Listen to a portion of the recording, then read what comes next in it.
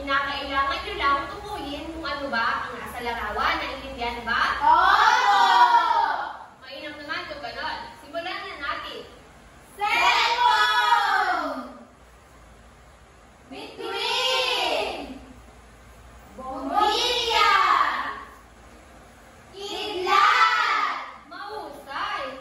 Ngayon, sino rito ang nakakaalala ng ating tinalakay noong nakaraang araw? Ma'am! Ikaw nga, Maris? Ang tinalakay natin na nakaraang araw ay ang pagdalaw ng mga bagay. Tama! Ngayon naman ay may inihanda akong gawain. Ang kinakailangan nyo nang gawin ay basahin ng sabay-sabay ang pangungusap at tukuyin ito kung tama ba o mali. Kung ito ay tama, kinakailangan nyo pumalakpak ng 2 beses. At kung mali naman, ay pumadyak ng 2 beses. Handa na ba ang lahat? Opo! Pakibasa nga ang unang pangungusap. Ikaw nga, Icy. Ang isang bagay na nakahinto ay gagalaw kahit ito ay hindi hinihila o itinutulak. Tama o mali? Walang. Pakibasa naman ang ikalawang pangungusap. Ma'am! Ikaw nga, Maris. Ang pagtulak ay maaari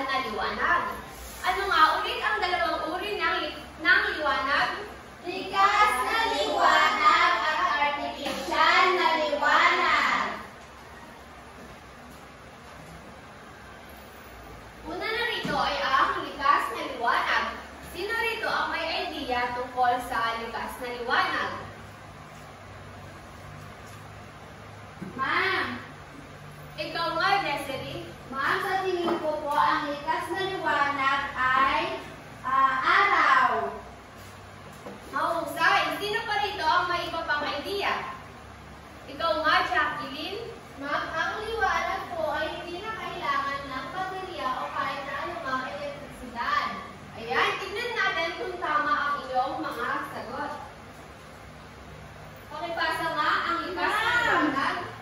Ikaw nga, Maris. Ang likas na liwanag o natural na liwanag ay hindi gawa ng tao. Ito ay mga liwanag na hindi nauubos o nawawala. Ayan, ang likas na liwanag daw ay hindi gawa ng tao. Bagkus, ito yung gawa ng Diyos na ating nakikita sa ating kalikasan. Ilan narito ang halimbawa? Ano ang nasa unang larawan? Araw! Tama! Ito ay isang araw. Maaari mo bang ilarawan kung ano ang isang araw? Ikaw nga, Jacqueline. Ang araw po ay siyang nagbibigay ng liwanag at masakit po siya sa balat. Tama! Ikaw naman nga, Jessery. Maaari mo bang... Ma'am, sa araw po ba? Oo, sa araw. Ma'am, ang araw po ay maliwanag. At tama po yung sinabi ni Jacqueline, masakit po sa balat ang araw. Tama! Ang araw ay ang nagbibigay sa atin ng liwanag sa buong daigdig. Ito ang ating ultimate source of heat and light. Para naman sa ikalawang larawan, ano kaya ito? Ma'am po! Tama! Ito ay isang buwan. Ang buwan ba ay nakikita sa umaga, tanghali, hapon o gabi? Sa gabi po! Tama! Ito ay nakikita tuwing gabi. Ano kaya ang silbi nito tuwing gabi? Ikaw nga, Jessery. Ma'am, ang buwan po yung nagbibigay ng liwanag paggabi. Tama! Ang buwan ang nagbibigay liwanag sa atin tuwing gabi, ngunit ito ay hindi kasing sikat ng araw. Ngayon naman, kayo naman ang magbigay ng iba pang halimbawa ng likas na liwanag. Ma'am! Ikaw nga, Maris. Ma'am, bituin po! Tama! Ikaw nga naman, Jessery. Ma'am, wala na po akong naiisip. Maaari mo pa siyang tulungan, Icy? Ma'am, muna na ako po. Mahusay. Mukhang may idea kasi, Maris. Ay, tap-tap po. Magaling. Naintindihan niyo ba ang kahulugan ng likas na liwanag? Oo! Kung ganon, ay dumako na tayo sa ikalawang uri. Ito ay ang artificial na liwanag. Sa inyong palagay, ano kaya ang kahulugan ng artificial na liwanag? Ma'am! Ikaw nga, Maris. Ma'am, ang artificial na liwanag ay gawa po ng tao. Mahusay. Sino pa ang may iba pang idea? Ikaw nga, Icy. Ma'am, ang artificial na liwanag po ang paglalagay ng baterya. Mahusay. Ngayon naman ay basahin natin ng sabay-sabay ang kahulugan ng artificial na liwanag. Ito ay liwanag na gawa ng tao. Maaari itong gumana sa pamamagitan ng fuel, kuryente o battery. Ang artificial na liwanag daw ay kinakailangan ng enerhiya at ito rin ay gawa ng tao. Meron ba kayong alam na or meron ba kayong idea tungkol sa halimbawa ng artificial na liwanag? Ma'am! Ikaw nga, Jacqueline.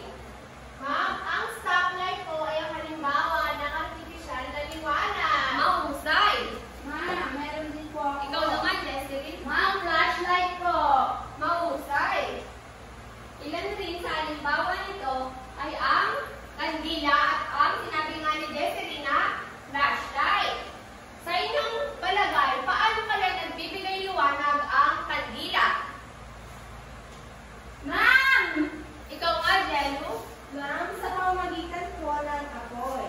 Mahusay. Ang flashlight naman kaya? Ma'am! Ikaw nga, Maris. Ma'am, sa pamamagitan po ng baterya. Mahusay. Mukha kang naintindihan nila talaga kung ano ang artificial na liwanag. Ngayon naman ay meron akong inihandang maikling babasahin. Ito ay aking babasahin at kayo ay dapat makinig dahil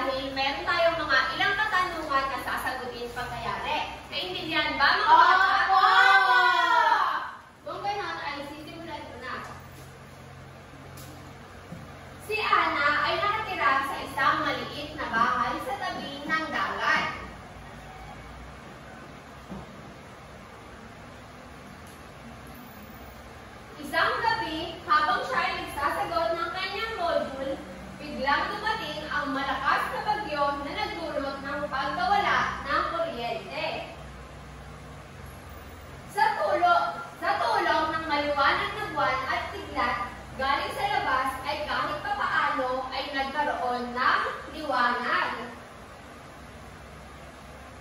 Binuksan niya ang kanyang drawer at nakita ang kandila at posporo. Sinindihan niya ito at nagpatuloy sa pagsagot ng kanyang module. Ngayon, sagutin na natin ang mga katanungan. Pakibasa nga na sabay-sabay ang unang katanungan. Ano ang kalamidad na dinanas ni Ana? Pakisagutan nga. Ma'am! Jessery? Ma'am, yung kalamidad ko na dinanas ni Ana ay bagyo. Tama. Para naman sa ikalawang katanungan, pakibasa nga na sabay-sabay. Magbigay ng makatulong kay Ana upang magkaroon ng liwanag. Pakisagutan nga, Jacqueline. Ma'am, ang kanyang ginamit ko ay kandila at posporo. Tama. Ano pa kaya? Ano pa kaya ang nakatulong sa kanya upang magkaroon ng liwanag sa kanilang tahanan? Ma'am, sa tingin ko po ay kidlat at buwan. Mahusay. Ngayon naman, kung kayo ang makakaranas ng pagkawala ng kuryente, ano ang inyong madalas na ginagamit na nagsisilbing liwanag sa inyong tahanan? Ikaw na, Maris. Ma'am, flashlight po. Flashlight daw kila Maris. Eh, kila Jessery naman kaya? Ma'am, sa amin naman po yung flashlight ng cellphone. Ayan, sino ba ang gustong magbahagi ng kanyang sagot? Ikaw nga, Jacqueline. Ma'am, may generator po kami sa bahay. Naintindihan niyo ba ang ating tinalakay ngayong araw? Opo!